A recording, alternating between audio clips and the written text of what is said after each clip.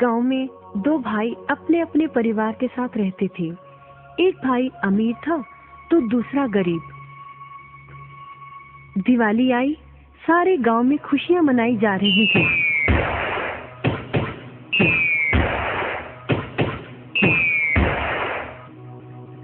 परंतु छोटे भाई के पास तो खाने लायक भी कुछ नहीं था। वह बड़े भाई के पास मदद मांगने गया। बड़े भाई ने दुत्कार कर बैरंग वापस भेज दिया। बेचारा उदास लौट रहा था कि रास्ते में एक बूढ़ा दिखाई दिया। बूढ़े के पास लकड़ियों का एक बड़ा सा गट्ठर था। बूढ़े ने उससे पूछा, क्या बात है बेटे, बहुत उदास हो? दिवाली पर तो खुश होना चाहिए। काहे की दिवाली ताऊ, मेरे भाई ने भी मेरी मदद नहीं की। मेरा परिवार भूखों मर रहा है और मैं कुछ नहीं कर पा रहा।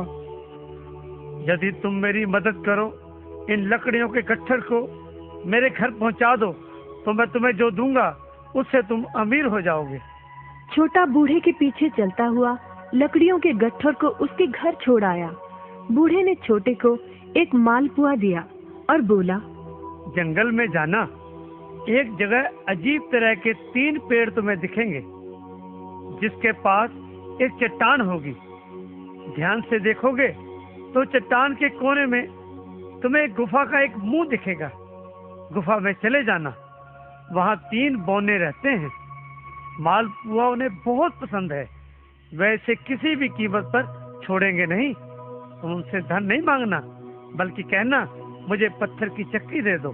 छोटा भाई गुफा में जा पहुंचा। उसके हाथ में मालपुआ देखकर एक बौना बोला, ये मुझे दे दो, मैं तुम्हें इसके बदले में जो कहोगे दे दूंगा। छोटा बोला, मुझे बस अपनी पत्थर की चक्की दे दो।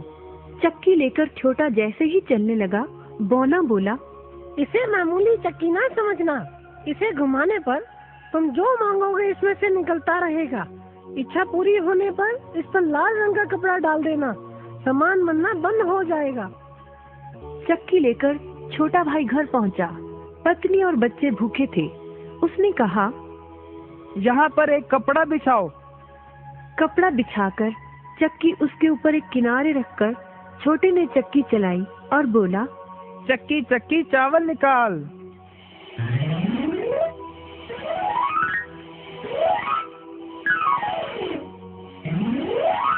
बस चावलों का ढेर लगना शुरू हो गया। लाल कपड़े से चक्की को ढककर छोटे ने फिर कपड़ा हटाया और दोबारा चक्की चलाकर बोला, चक्की चक्की दाल निकाल।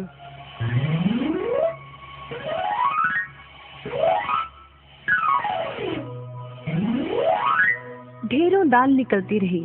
थोड़ी देर बाद छोटे ने चक्की को ढक दिया। दाल चावल बनाकर सबने अपना पेट भरा। रात सबने चैन की नींद ली। बचे हुए ढेरों चावल और दाल को लादकर छोटा अगले दिन बाजार में बेच आया।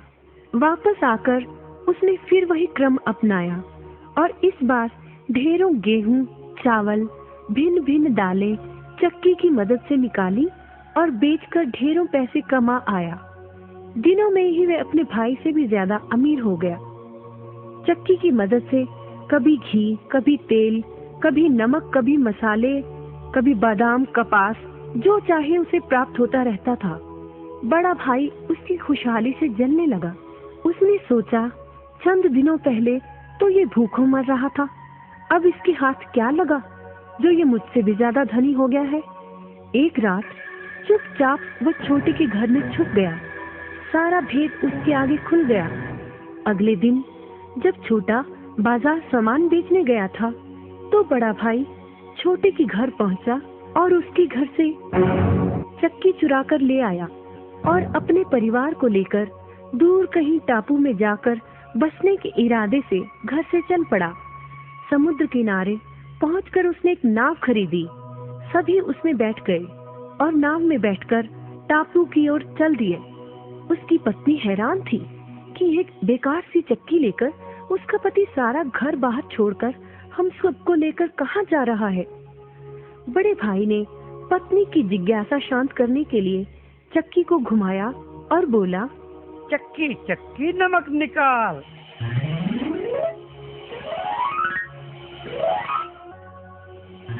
बस फिर क्या था, नमक का ढेर नाव में लगना शुरू हो गया और नाव डूबने लगी।